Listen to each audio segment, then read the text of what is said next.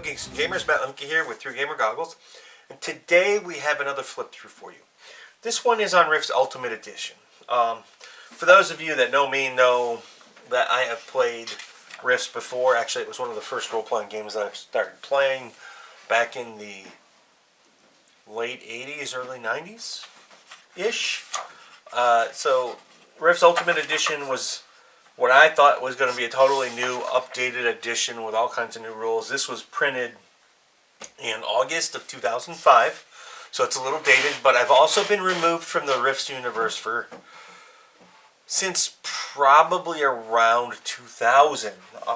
So we're going to flip through here, and then generally I don't do flip-throughs of the Rifts books this way. I sit down and I just talk to you about it and show you some of the key points about what I want to talk about. But since it is a new book and I do that largely because they're in black and white, that is not an error. That was one of my kids' drip glue on it.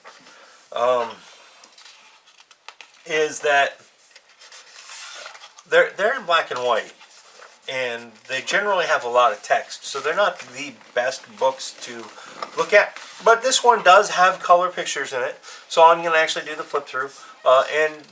These pictures here, well, those pictures there are actually digitally remastered, in my opinion, from the original Rifts rule book back in the 90s. They've added more color. They're a little bit more vibrant, in my opinion. At least I'm pretty sure they're the same pieces of art.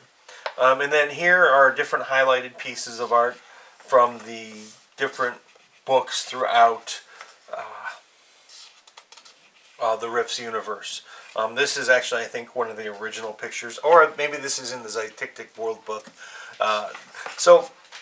And that brings me to some of the things that are different. There's not a lot really different in this book, and that to me was a letdown. I anticipated an updated rule system when they said Ultimate Edition, so it was going to be new and improved, and not a lot has actually changed. But that doesn't mean that there aren't things that have not changed. So we're going to talk a little bit about some of the things here that have changed and why they are good or why they are not good, in my opinion. Like I'm pretty sure that's an original picture, and I think there's one more piece of art while we're talking, or not piece of art, section of color art that we can flip through. The layout of the book has changed. Character creation is now in the back for the most part, or back half of the book. The first part of the book is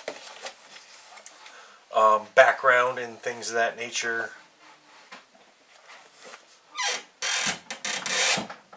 On the different areas. So here is a coalition guy. But okay, so some of the things that have changed. In the Ultimate Edition, low attributes actually bring with them a penalty. Probably influenced by Dungeons and Dragons and other D20-esque games. Now, PPE has changed quite a bit, in my opinion, on like being near nexus points and ley lines, and damage from psionics and things has also changed from being near ley lines and nexus points. Modern weapon proficiency rules, they were pretty much revamped, and I think those were pretty good, pretty good changes. I'm not sure I care about the low attribute or not in Rift's Ultimate Edition, because for the most part it's about your armor, your power armor, your suit you're wearing, or whatever mega damage strength type of thing you have that pushes you over to supernatural. For the most part, your attributes don't play a part in the role-playing process in Rifts. At least not in my experience. So magic casting has changed, in my opinion. I never played casters, but this seems like a big difference to me. And actually, they've changed again, because in Rifters edition 50 or something like that, I think there's a new set of rules in there as well. But now, low-level spells are 1 action to play, cast, while mid-level spells are like 2 rounds to cast, or 2 actions, and high-level are 3. And like I said, I don't play a lot of casters in Rifts, so I don't know how good of a balance that is, but I think from a GM standpoint, I like that because it's easy maintenance. It makes the tougher spells a little bit more complicated to cast. Let's see here. I'm going to cheat. Because we're going to move into... Now, a lot of classes have been updated to reflect the growth of the Rifts universe. But what they neglected to change was the skills. There are way too many skills in Rifts, in my opinion. And I think Rifts Ultimate Edition should have had a big focus on changing the skills. The number of skills. Not so much what they do or how they work within the system, but there are way too many skills and so many things need to be combined into one type of topic. So we're going to take a look at dragons, because I think dragons was one of the better things they changed. And... okay, so dragons start right here somewhere on page 156.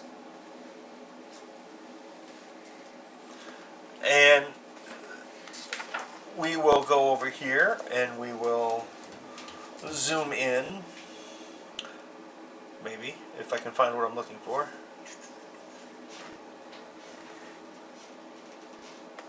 We'll go right here. This is the Cat's Eye Dragon Hatchling. And we'll zoom in right here so I can talk briefly about what I think was a good change. I never ever let players play dragons as a GM because I felt they were too unbalanced. They didn't feel, when you created them, in my opinion, it did not feel like you were creating a character. It felt like you were creating a monster. So they revamped dragons quite a bit, and now they give them scores where they break down the scores and they tell you what to roll for each score and what to add to it.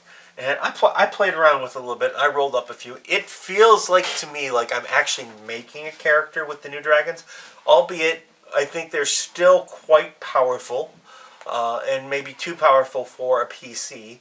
But that's a big part of the problem with Rifts, is balancing your party. How do you have a dragon with coalition soldiers? Well, you wouldn't with coalition soldiers, but that type of group. Or how would you have a dragon with rogue scholars? So where does that leave me with Rifts Ultimate Edition? Well, I'm kind of disappointed. The first reason I'm disappointed is a lot of the information in Rifts Ultimate Edition, if you already own the other world books, most likely you have it. I was expecting an addition to revamp the rules, fix the things that people had complained about over time, and, you know, move forward. And then they would, like, maybe, I don't know, maybe they'd start redoing the world books to bring it up to the Ultimate Edition.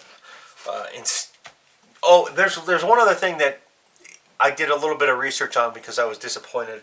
So I wanted to double check some stuff to make sure that I was looking at everything right. Some people think that the Rifts Ultimate Edition is nothing more than a big advertising campaign to buy the other books. Now, I'm sorry. I think that's wrong. I think that they do a good job of referencing other books so that you can save some time. Now, I would hate, as a GM, to buy the Ultimate Edition, sit down with it and be like, oh my gosh, the dragon reference is something else, now I gotta go find it in another book, and you have 50 world books to go look through. Whereas, if they tell you that in the Vampire Kingdoms world book, you can, see this, it'll save you a lot of time. They don't give you a page number or anything like that, but they tell you what book it's in. And then that way you also know if you don't have that book, you don't have to use that in your campaign. So, a lot of people cracked on them for that, and I think what they did there was actually really smart. What else? I really do like the changes they made to dragons. I think the modern weapon proficiency changes were pretty darn good.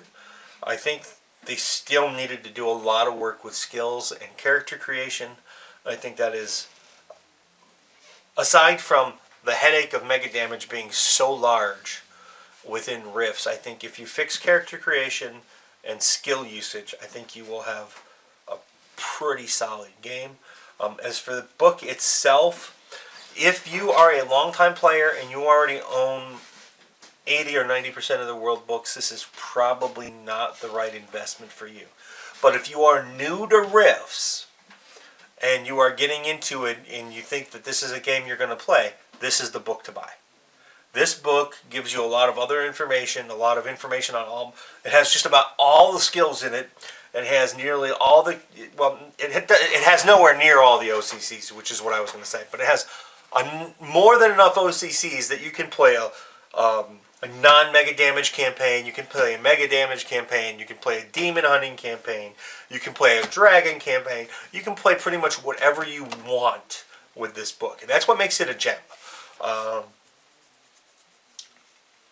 As far as calling it the Ultimate Edition, I think it's a little bit misleading in the sense that for those of us that are role players and have been role playing for a long time, it comes with a vast amount of new rules. While they made tweaks and changes to things, I would not call it a new edition. I would call it like Rift's Updated Edition instead of Rift's Ultimate Edition. And they have the Rifter too, where they do a lot of that. Like I said, I think it was Rifter 50, they had new rules for spellcasting. And I have not seen those rules, so again, I go with the rules that are in the Ultimate Edition. And also, you can pick and choose what you use. So I think some things might have made more sense in other books, so I use those. So anyway, in the end, what do I think of it? Like I said, if you're a new player to Rifts, it's a gem. If you've been around a while and you already own most of the material, it might not be for you unless there's some things that are pretty hard to find. So thanks for watching, guys. This is Matt Lemke with another flip through on the Rifts Ultimate Edition. Have a good day. See you guys at Origins.